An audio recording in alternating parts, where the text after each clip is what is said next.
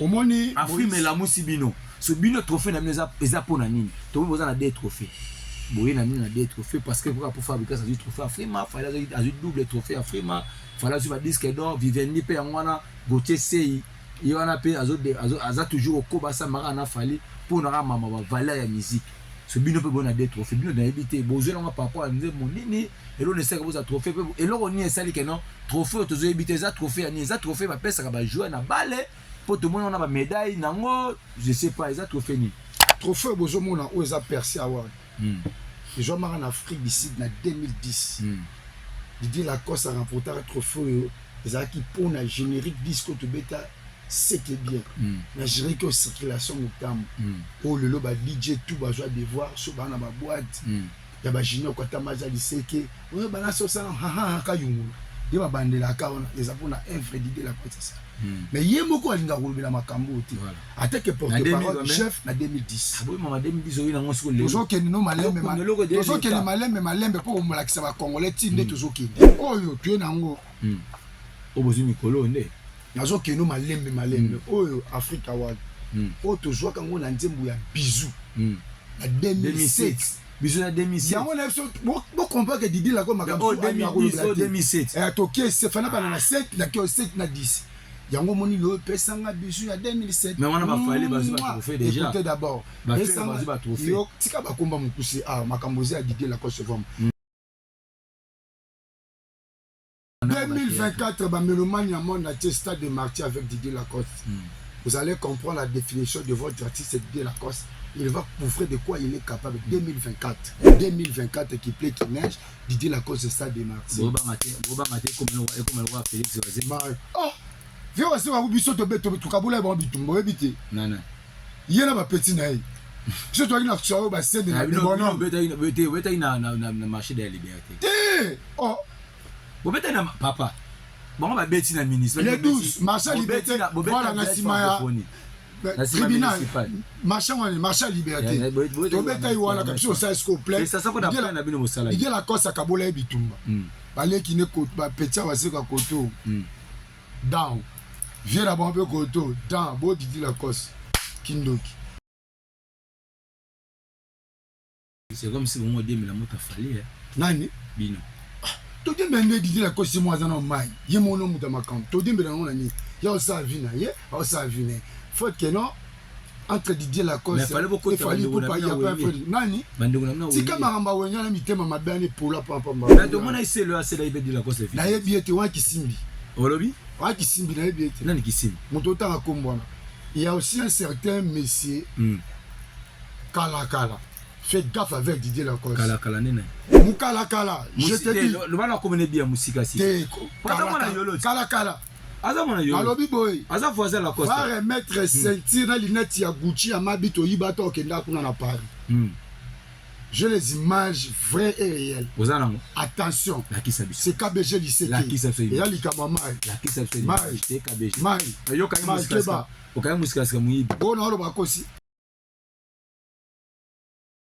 S'il faut dire, c'est le scam. La di grand animateur ya maison mère je vous salue Bikito j'aime beaucoup Dibende. Animateur sur ce bois qui azo nimisa ma patte azo nimisa. Lacoste a une maison mère, il y avait des chanteurs entre ils étaient fait Regola, la Didier Lacoste, Serge Mabiala, Adjedje. Nani? Autant que komwana tu wana mutaba kuiti nzambe na ngai. La linga na bongote. La linga bongote. Yekunda zawana ba salisa Yesu pa Lacoste. Nani? Mutono ta kombona mwana nchila da ku panchi ku seda ba fisi kala te ukana la yebi kombona ete Adjedje mutaba kwiti sesele alala na la crash na victoire ba ba ndumba 500 300 na pa ka chumakunda kule ba kakola kate 500 ce conseil au pesa ma na ko pesa conseil te na makamune te asa la vie na ya pona je m'en fous et je m'en bats moi na ba ça mutata mutata démarrer présent na bino si vous ba tu ba comprendre que aza moi si pe moi sur la commission na komisi ki bo moi sur na baluenge moko pamba pe libumu topoke bumesani ye toboke kala te nani ah boy mo bato ba pesa mai bozo comprendre mai donc mai wana ozobeta ne Makauzi eza idéologie mikolo mai nani ozobeta mai oya mpona Makauzi mai idéologie na biso bangando Makauzi na peso pena droit bangando akapela eza lisolo ya mai Makauzi bangando États-Unis mai ya Paris mai oyo et puis après mission nazo benga yo na otindele mission mais Vasco mabela soka lobi torobo ye torobo mamba ve Vasco yo besi Makauzi comme mai vie wana Vasco mabela za maele makasi vie na za sage makasi. Moi je fais partie de la famille présidentielle. J'ai mon petit frère. Il y a un héritier. Ah, là c'était j'étais sa gourme dans la musique. Mais au loin la cause qui fait héritier. Mais et quand on a vu c'était j'étais sa gourme dans la musique. Na comment expliquer j'étais sa gourme. J'étais une mati. La kende de métro pour la mais ça pas tenir parce que il est bon. Donc, ma psychologie ne se retrouvait pas dans son assiette. Vu que je suis près de Didier Lacoste, c'est ma psychologie se retrouve dans son assiette. Il y a patron, na ex-patron, na petit, na héritier. Lacoste, na héritier. Oh, bah, ça bien. Mais quoi d'abord? Dernier fils, c'est là où c'est qui? C'est Didier Lacoste. Dernier fils, héritier Watana. S'il te plaît. Mais mais ça pas tenir. Moutou alinga salo mabi na vie.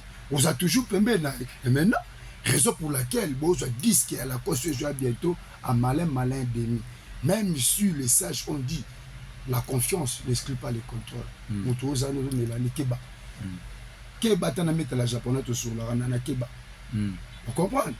Moutana moutou mabé, somme ta ligne de na vie, biso beto linga été mou poussière longtemps à Combolera. Bonjour KBG Liseki.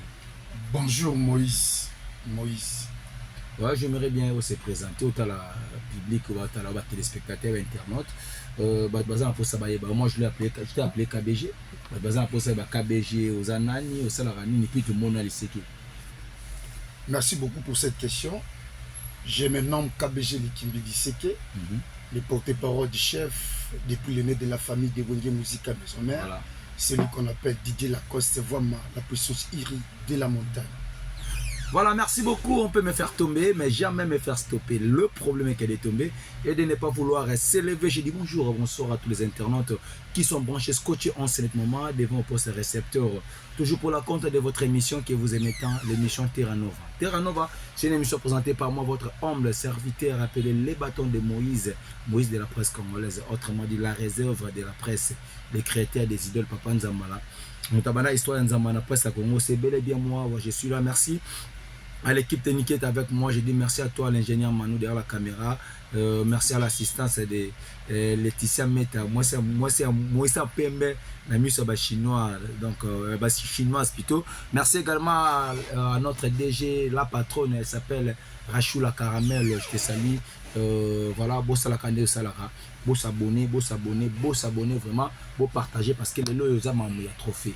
Les amants, il y a un trophée, les lots, trophée, le monde va vivre, bah, frima, bah, on continue à tout ce que tout le monde peut bosser dans le bus, tout le monde des trophées, moi, les amants.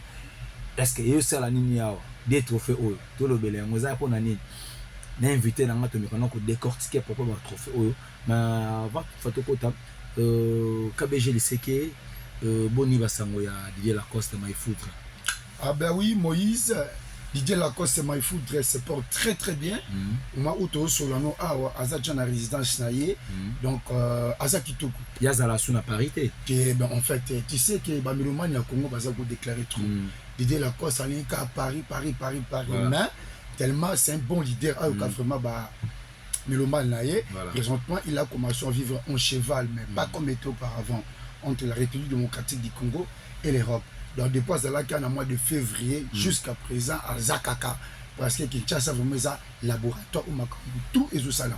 Mais c'est comme si on comprend que non, pour des cimetières d'artistes, parce que quand on est trop dans poteau, la cause c'est comme si on a une émission trop, mais disque et pénal vraiment à la ressusciter.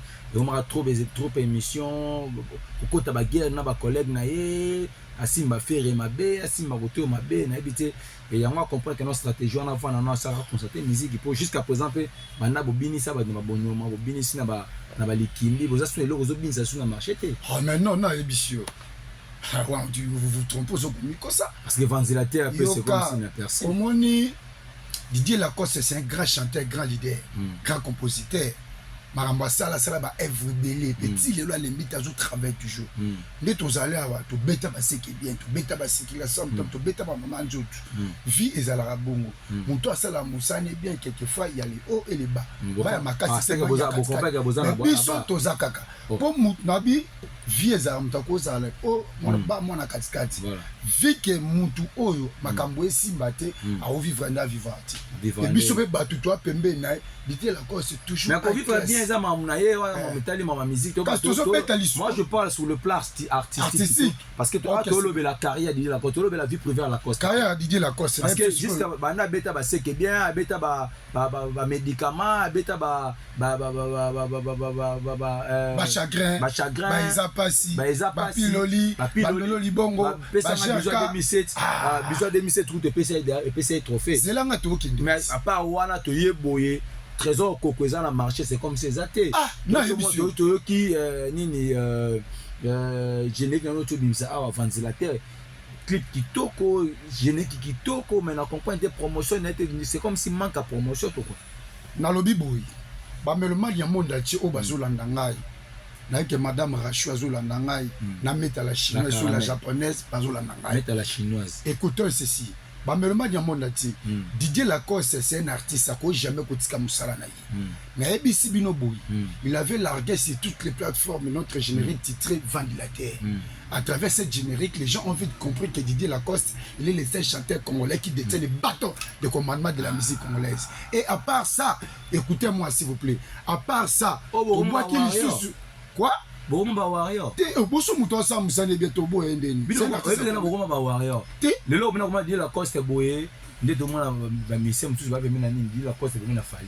Te Fali pour passer un artiste congolais ça la musane bien azam pousser te aza peuplé de bonnes aza pe pousser te aza plein de bonnes manières. Na azam pousser. Na zo beto li solo. Ba beta li so ça peut être comme ta kata lo kulaza. Kombo uta kutanga yo na zo li sur. Comme yom to zo banda. Na yebisu yo bo. Fali pour passer un artiste congolais plein de bonnes manières. Voilà. À passer la bande de la côte que Didier Lacoste. Tu sais que quand tu es avec les artistes comme Didier Lacoste, il fallait pour passer pas facile. Mais moi tu sens écoutez d'abord. On va sentir que non. Oh. Quand tu dis que non fallait pour aller dans la bande de l'école, c'est que ba mission monsieur belé ba ça ba succès. Ba monsieur ba te ba kuti. Monsieur ba te ba kuti, monsieur ba aller dans la bande de l'école. Quand tu parles avec Didier Lacoste, tu sens qu'à lui, il y a une tête bien faite, bien construite. À part ça, Didier Lacoste, c'est un artiste qui est à la bande de l'école. Il est le seul chanteur congolais qui respecte la définition de la musique. Donc il est l'art de combiner les sons d'une manière agréable à l'oreille. De même façon qu'il avait combiné les sons dans les temps arrière, en 2007, il y a un peu de résultat en Afrique.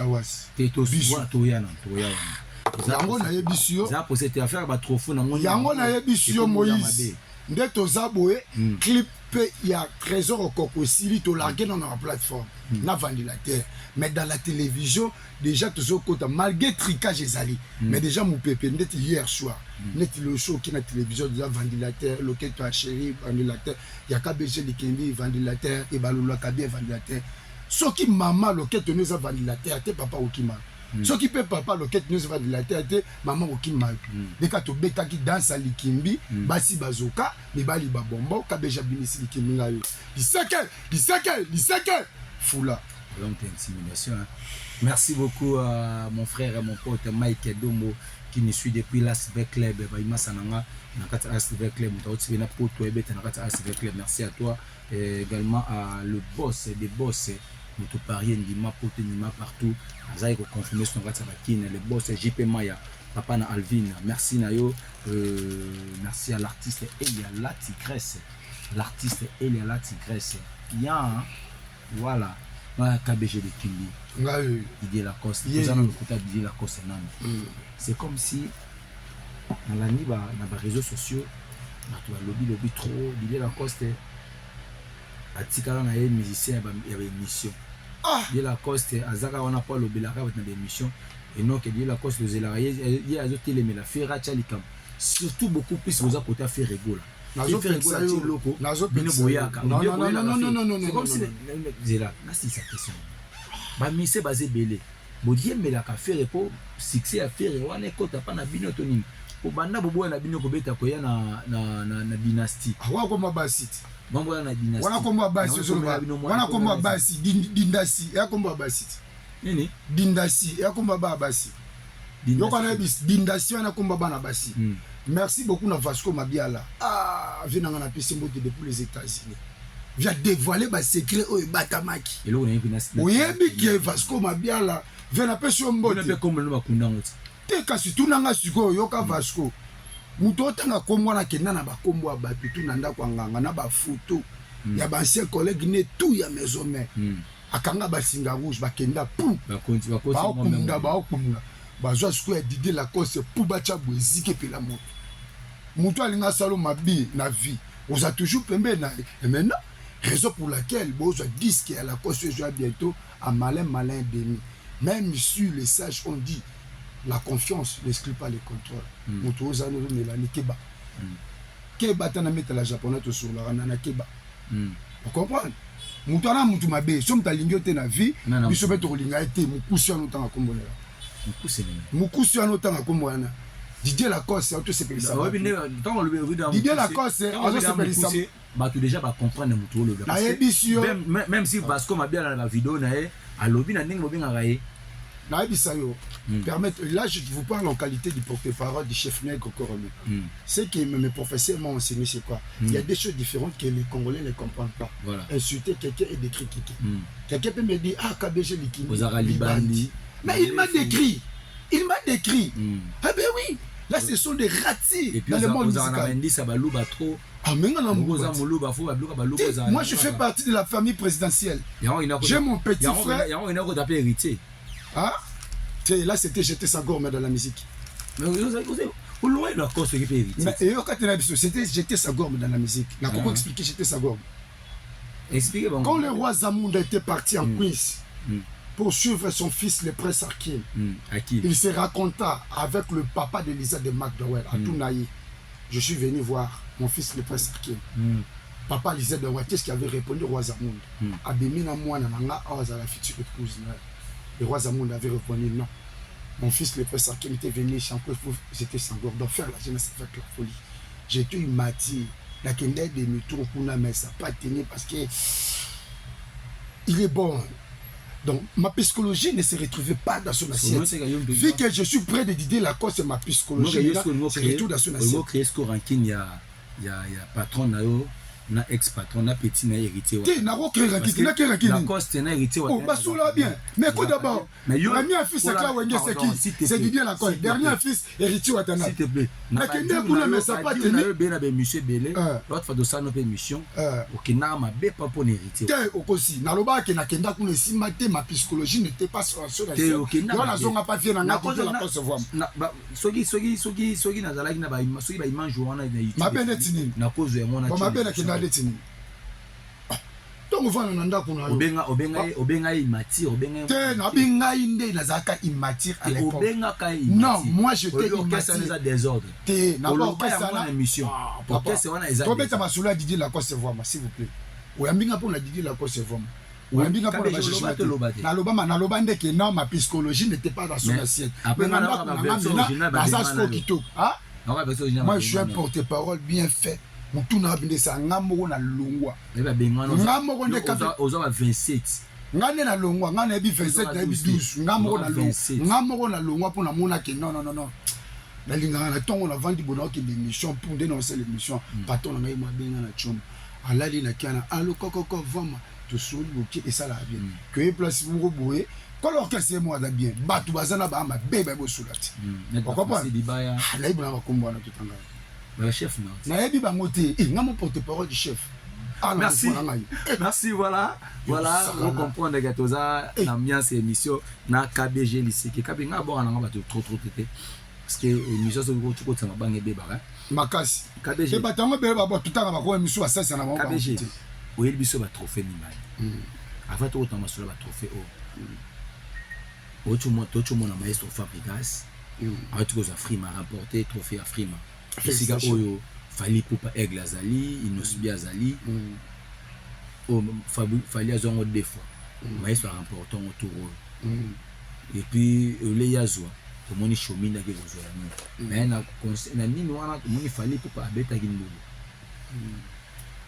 ezani to benga moneza complexe d'infériorité to ezaki na bangi ko za pesa mona ve na ye ayanga tina ba musicien na ye to bon et puis rôle baneni par rapport à trophée bon coup de chapeau à Maestro Fabregas pour la trophée wana bon je sais pas monsieur par rapport à agenda na ye calendrier na ye monsieur permettre geta so parti la ba petit na ye ba travail c'est pas mauvais il y a des tinga ba trophée monsieur sur la course à Kinga je la bi porter parole chef va prendre OK na nganaji moi zela batom ko lokutana ba ona question tout na ba makambo wana to beta lisolo Didier Lacoste voir ma studio na biso toza nango bana kini bana monde entier nze moi trésor koko yango na bo consommer yango pété ah et kangate siko yoka kala na oyebisa wa o liseki ah bo convaincre sur combien d'années yesanga génique asuka obinisa ba moko bino beteza génique bon le ketu ventilateur to bina ventilateur ko ngote le tambo no to tambo ata na 7 ba aso to ka kende kuna na boîte junior kwa tamasha liseko zo ka ventilateur sali junior kwa tamasha liseke fula na base actualité mobimba président ya we MK Kizika na pesi mote na pesi su mote na le mystérieux Mala Junior Malaïsa le mystérieux Junior Malaïsa venanga yolo venanga Dallas le mystérieux Junior Malaïsa ba mote belé voilà KBG dit c'est que ba trophée à faire trophée tu veux faire trophée parce que nous na mon équipe bobimisa ba trophée na bino omoni afime la musibino ce bino trophée na bino eza pona nini to boza na des trophées boye na mina des trophées parce que pour fabriquer ça du trophée Afrima fallait azu double trophée Afrima fallait azu ba disque d'or Vivendi pe ngwana Gauthier Sei yona pe aza toujours au Kobasa mara na fali pour na mama ba valeur ya musique ce bino pe bona des trophées bino na éviter bozo na par rapport à nzembo nini et l'on essaie que vous a trophée et l'on ni essaie que non trophée to zo éviter ça trophée ni ça trophée ba pesa ba jouer na balle pour tout le monde on a ba médaille nango je sais pas ça trophée ni. Merci beaucoup Moïse pour cette question. Donc ba meloma bozo la nanga na monde entier. On moni ba trophée oyo. Premièrement na jango na mayele anda kwa Didier Lacoste. Na mayele. Alingaka tekuto bima parce qu'à son niveau peut pas commencer à la babilo côté na yibité na jango na mayele. Na ndenge ya sagesse. À moins soit mon émission. Soit à comprendre que na jango pour non ça. Mais boleka on donne émission moi avec massa na collègue na ngadi merci. Ezala ka ngami ndenda uzongo. Ka ngami ndenda uzongo. Trophée bozomona o eza Percy Award. Les joueurs en Afrique d'ici en 2010. Didier Lacoste a remporté un trophée qui pour la générique disco de bêta c'était bien. La générique de circulation notamment. Oh le loba DJ tout va jouer des voix sur la boîte. Il y a junior quand tamaja liseke. Ouais balance ça ha ha kayungu. Il va bander la kaona les apona un Didier Lacoste ça. Mais il y a beaucoup de gens qui ont makambo oti. Attaque que porte-parole chef en 2010. Ah oui, maman 2010 oui na ngosiko le. Toujours que nous malembe toujours que les malembe pour me l'accès à congolais tinde toujours kindi. Oh yo tu nango. Obozu mikolo nde. Nazo que nous malembe. Oh yo Africa Award. Oh toujours quand on a nzembo ya bisou. En 2007. Bisous en 2007. Yango na bon comprendre que Didier Lacoste makambo 2017. Et toké c'est fana ba na 7 na 7 na 10. Yango moni lo pesanga bisous en 2007. Mais on a pas fallu bazu ba trophée déjà. Écoutez d'abord. Pesanga ba trophée. Yo tika ba komba mukusi makambo za Didier Lacoste forme. Pesanga bisous en 2007. Bisous. Yo mon pe bisous permettez-moi d'appeler Didier Lacoste le prophète de la musique congolaise. Yango pe to mona na match. Il y a président la biso. Président Fachi Béton, je vous salue, là où repose le cœur de Mama Denis Diangero. Merci pour la mélomane, la Congolo population. Et c'est qui bisous. Bisous. Net vidéo zo le kao. Vidéo zo le kao. Vidéo zo le kao la coste pesi mabita bisous na kati. Yango na je crois domo nango déjà. Idoloja mikolo yo. Soki mobali wana Moïse, soki mobali ana za yo. To moi si on a za yo. Pese bisous na miso battu. Pe bisous a pas te gros bisous à tout bas c'est mal. Lisaka. Fula. Yeyo. Yo ata soni. Nani. Ozo beta lisola trophée ya 2010 ba 2007 o do beta masola. Que tozo kende bo comprendre que ba loko. Il la cause de Kijanango. Batu sikoyo ba mo ndeti grave mo bo. Mais bah Ève, on reconnaît les artistes grâce à ses œuvres. Et ça, bah Ève. On est la bimis non. prochaine émission on le sous so c'est monsieur là monsieur monsieur ezali et ça pour l'inviter de belé c'est là siko là c'est top secrétaire ou manga surtout le bien on royal mais le besoin est là bon actualité actualité nous là le 24 pour combattre concert il y a fait rigoler na bino bête là moi je te comprends pas tu m'as invité ici pour parler de mon artiste le plus sollicité du monde, les grands chanteurs, des mêmes façons qu'ils parlent et des mêmes façons qu'ils chantent. C'est Didier Lacoste. Donc moi, Didier Lacoste, parlons de Didier Lacoste. Le 24 juin, au stade municipal de Massina, le Méloma était venu aux anges. Et à part ça, ils étaient tressaillis de joie de voir leur artiste si colossal. Didier Lacoste montait au podium. Lorsqu'il chantait Médicaments, ils étaient tressaillis de joie. Lorsqu'ils chantaient Zapas, ils étaient tressaillis de joie. Lorsqu'ils chantaient Bisous, ils étaient tressaillis de joie. Au Kermesse francophonie de Victoire, nous avons livré le concert. Au Kermesse Béni des visionnaires à Cassel Versailles, on a livré un concert. Au Kermesse des Sabassines, on a livré un concert. Donc presque au Kermesse des nous avons livré des concerts. C'est un artiste, nous sommes au Bana, ceux qui ont sollicité, par exemple, ma production, c'est Kazaté. Comme je vais ma production, je vais solliciter, je vais brasser, je vais produire, c'est Kazaté, à ça, je vis. C'est comme si on dit, mais la moto a fallu. Nani? Bino.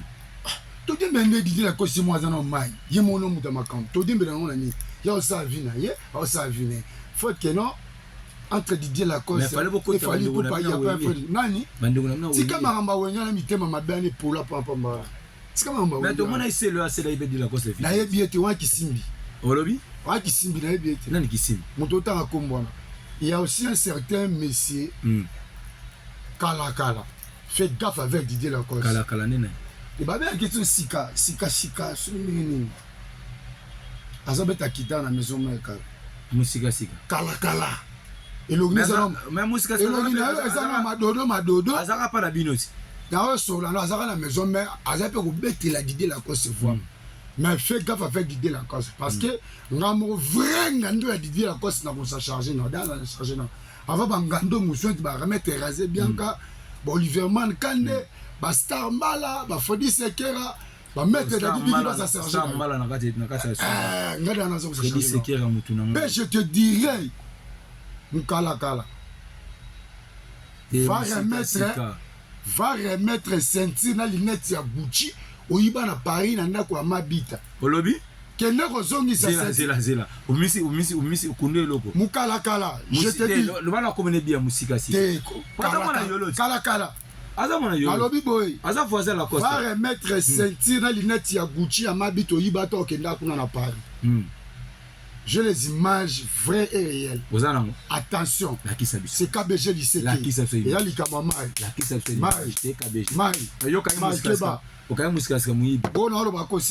Aïba certains net à Gucci n'a qu'à voir Makuna à Paris. Il y a des trucs qui m'ont habité. C'est un basio Ibia.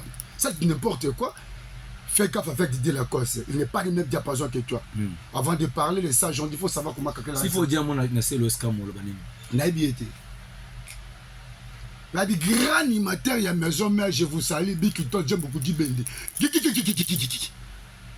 Animateur sur ce bois azo nimi ça m'a pas toujours la Coste a une maison mère, il y avait des chanteurs bazaï entre ils étaient fait Rebola, la Didier Lacoste, Serge Mabiala, Adjedje nani autant ko komwana tu wana muto ba kuiti nzambe na ngai la linga na bongote la linga bongote yekunda zawana basalisa yesu pa la Coste nani muto lota kombona mwana nchila da ku panchi ku seda ba fisi kala te kukana la yebi komona ete Adjedje muto ba kuiti sesele alala na la crash na victoire bara bandumba 500 300 na pa ka chumakunda kule ba kakula kate 500 wana muto butu muto ba kuiti nani wana muto ba kuiti wana sesele na lobi na Didier Lacoste a sali sena ki bouissa pipa faut le ba moni mutu ba focal tu à la Coste dans la Coste alongwa maison mais a jo ko ngona sali saka asala ngo pese lu c'est ça la belle Lacoste a la place ba sala ba sardi Coste qui cite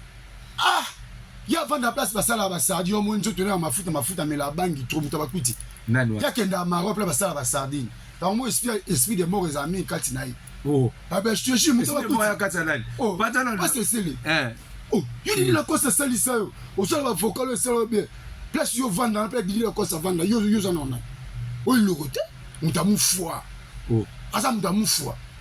mutu mona otambola baza mutu amufwa omaki Lacoste na nini totala bima totala paramètre vi Lacoste banda eza na bana na mboka basalaka basardi Didier Lacoste eza na bana nde bagrasa bana mikili ye na mabita mokolo fe mama mabita mokolo mobali bavivaka bonne vie mers Didier Lacoste toujours high class voilà ovandi na lido osati ke non l'idée motu ezosala sur la pose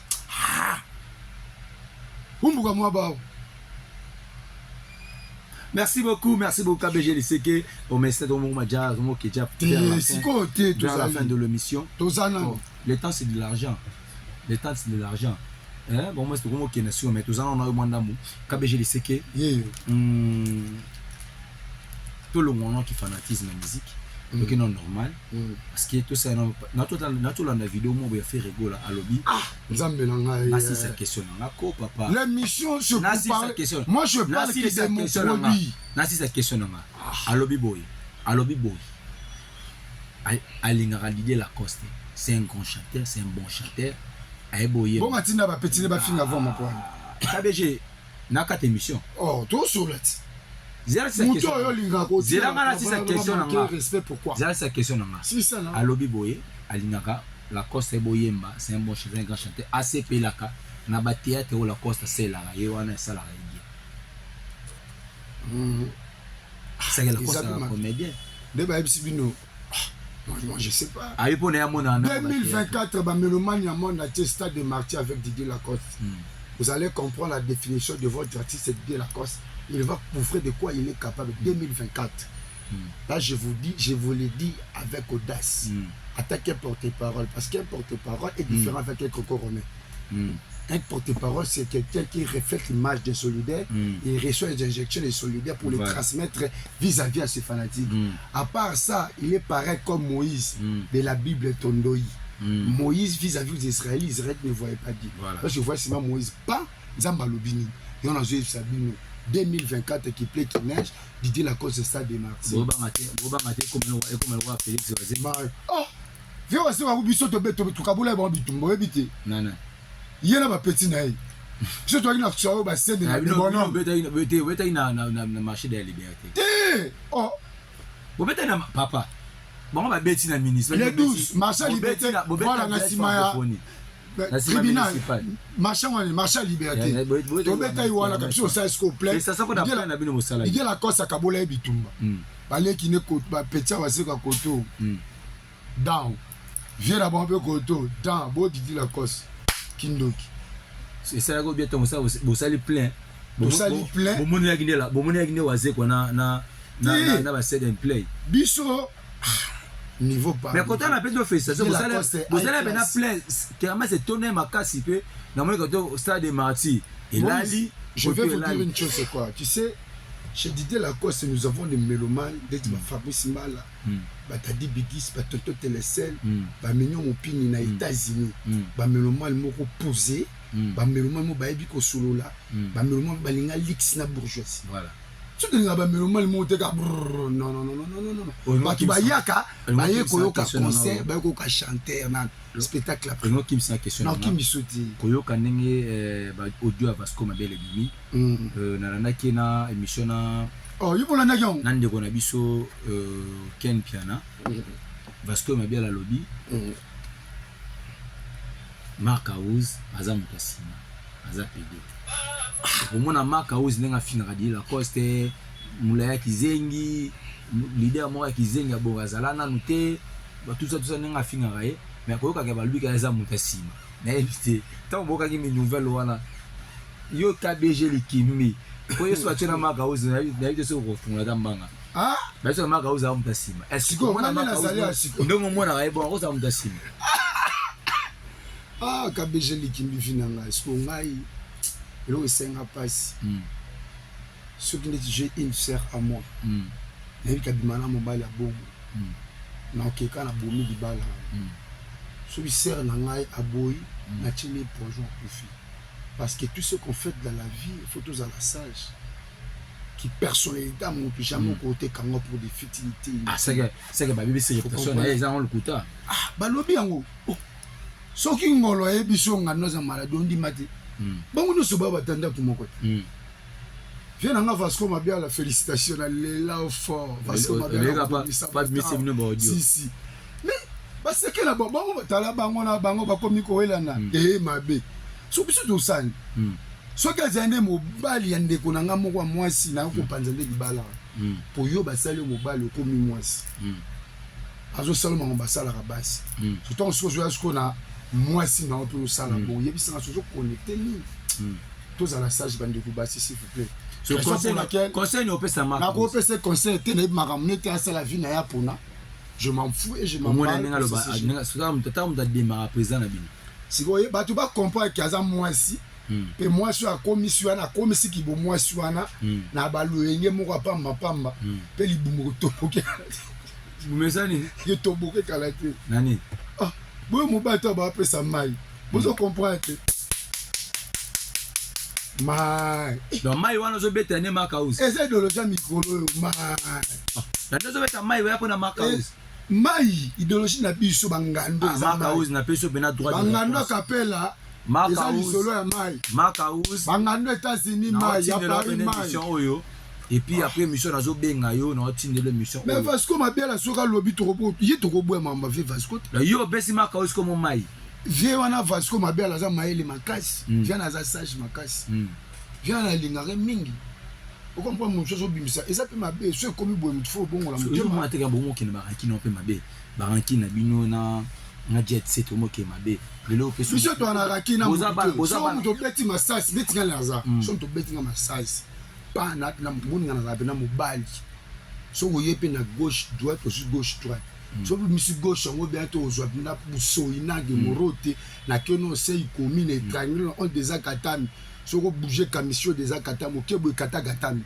on comprend na ngando bien formé bo biso bangando di la côte on ba maître ba sportif o na bagarre o jupe bagarre on comprend Didier Lacoste voit ma alingi binomi ba meloma na monde entier projet ya un peu irrationnel qui tourne au niveau ni projet un peu irrationnel pour l'instant l'aîné de la famille Tchongono off so ka ju injection ju monde ordre apport bango ça mais pour le moment l'aîné de la famille mo razana pas na héritier wa na ba misusu bozela nan so makambo to mi peu le ba benga et to ba mi Didier Lacoste na ibiti mais bon que ni idiot fa na ibiti akina makambo na ibisu na makambo na ibiti ba melomani ya monde entier balinga kala musique de Didier Lacoste programme na ko ibisa bino boye Didier Lacoste m'a dit de remercier tous les mélomanes ba que zonge dans différentes productions na biso na ba kermesse na ville ya Kinshasa pendant ta ya vacances. Il a remercié ba melomane tout ba soutenir physiquement, moralement et financièrement. Banabe bolaka poto bokende poto ngo pe okenda raté. Non, poto fight to kende de poto ngo baninga bazokenda ba bino bana boloba poto. Bo biso to sala ma mpona ba, to sala ma mpona ba total agenda boloba ki durera 2 mois. Ozako kende fight to beta na Lyon, mais vu que non na kata ambassade, to mona pe la publicité et salema. Ah bah oui, c'était une chose vrai. Sport et salema na kata. Ouais, l'autre quand na zonga ndé sous poto, hein qui était mais na zonga ndé sous poto. Mais la PC sur la visa moké de tout ça sur recours na février donc tout là mon café février kala yo bozo zonga sous poto mana zonga sous na kenda te na zonga poto na mboka ba refulanga bonga ba refulanga ngana ka mangama mususu familial les considérable mais moi na ngaza kuna bébé divina en juin 1 à Bruxelles attends na Saint à ça l'économie j'étais salé là où tu es ma fille donc Didier Lacoste vraiment il a un agenda un peu bombé ba melomani ya mbona tie boza toujours confiance na ye po balinga la musique na ye donc tous a bien en fourré un boulot au travail toi na studio toujours préparer le romo ya bien trop bête la bino na pour le man studio levé dans nos injections au fil du temps je viendrai dans ce plateau pour vous le communiquer mais retenez-en que toujours na studio to préparer ba chanson bozu trésor au bozu vanilla terre dans quelques jours bozu chanson yembeli Samuel Tamba Mbemba on a dirait pas qu'il y a papa mosu bozu chanwana surtout si on a toujours préparé générique na biso et là la thé et roula la thé avec de la quoi ce bojango ba balinga ba dédicace balinga ba nini obenganga en huis clos par le plus 243 81 50 87 280 concernant aussi on serait positif à la coutume nous répétons aussi à l'espace Exodus situé sur l'avenue Ikelemba na Ngambu ya Matonge. Lorsque vous arrivez au place des artistes à Victoire, demandez l'espace Exodus, vous êtes derrière la crèche, vous allez vous retrouver carrément bien. Place c'est la vanne au Cameroun va catcher na vanda c'est là ah Adjani laissez les enfants jouer tout ça voilà toujours répéter les grands chanteurs d'Afrique de même façon qu'ils parlent c'est de même façon qu'ils fait quoi qu'ils chantent rapidement programme et puis la musique congolaise elle est comme une chambre luxueuse venez de la famille de Wonde Musique à maison même au continent Bango tout Didier Lacoste vraiment après les coussins Torticoli pour d'être chanté ils n'ont qu'on se déprier na pesi bambo tebele na batu tout ba soutenir de loin eux de près au numéro 1 je salue mon petit frère l'international Djogo Kabongoka son enfant béni l'issue Nzambe Mutaleki et Azati je salue le patron des patrons Junior Kwatamaja Diseke Fula Azolandanga je salue la base actualité avec le président Yahweh Yaouli je salue madame Joëla Mokuba la patronne je salue madame Lisette Ipaki Mikanda depuis Paris je salue le véritable coutumier qui boit ça ou alors pas d'inakumiti ya baumbu ou Azolandanga babi fondation ou alors ça mobimba na pesi mbote na honorable Jean-Jacques Moutouali babi honorable Jean-Jacques Moutouali funeza yo place aux Zambote bire na yo je salue honorable Tingi Pouloulou l'homme de triangle Lobo malam pour le peuple congolais Kanissa malam pour le peuple congolais Pessala malam pour le peuple congolais baza simana yo je salue Eric Ingwala depuis Paris patron de patron je salue grand prêtre Vangombo depuis Paris les seuls congolais même entreprise liboso na Paris la pesi mbote na mignon mopini depuis les États-Unis et Mami Mbomba et Alice la pesi bino mbote ban États-Unis sur na carte États-Unis Cindy Lecker et la pesi mbote bere na mère acheteur ya diamant na kata Luanda wa kangi papi mongo alias papipe na pesi mbote na papier tutu ma Djibril patron plus Bogard et social moi je l'appelle le mannequin de l'éternel pour clôturer na pesi mbote et pas Mami Sab Olivier Kande babi 25 ans de métier na kata Djobu voilà merci Star Mbala maître Razé Bianca.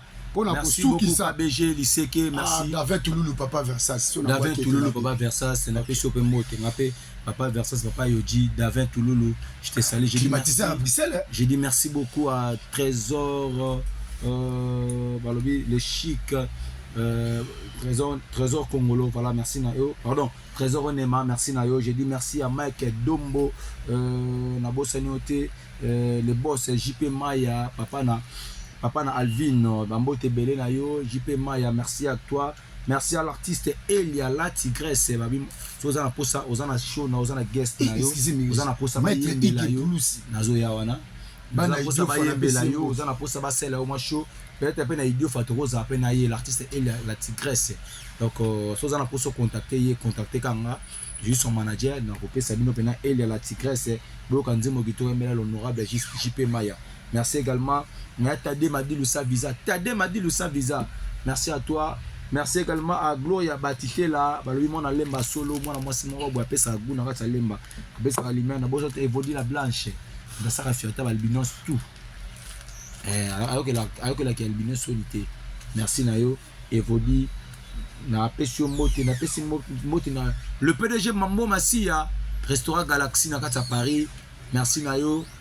Trésor Maya, le chic Trésor Maya, qui tire honorable là-bas dans Moamba, tout ça honorable dans Moko, Trésor Maya, donc la pêche moté, le futur honorable dans Moamba, Trésor Maya, Maya Trésor, chic, Mambo Tebele Nayo, merci na le maître Ige Pouloussi Eka, Fondation Pouloussi Mobimba, Balobi idio Fawanda Bana idio Fatozo ya wana. Avec Nabokasi maître Ike Pouloussi Tozoya wana vraiment et ça la bien makasi DG Prince Kangila merci Nayo merci na François Foutina Mounza Meku merci na Batutu merci na Mike Dom encore fois depuis c'est Masalanga Boy Mardoché depuis Poto Jogo Nanga makasi to kabona bino awande zalaka na CC oyo avant to kabona bino baye ko tshela mutu poison na verre kasi jamais batia poison na bali pona nga nasukia ciao.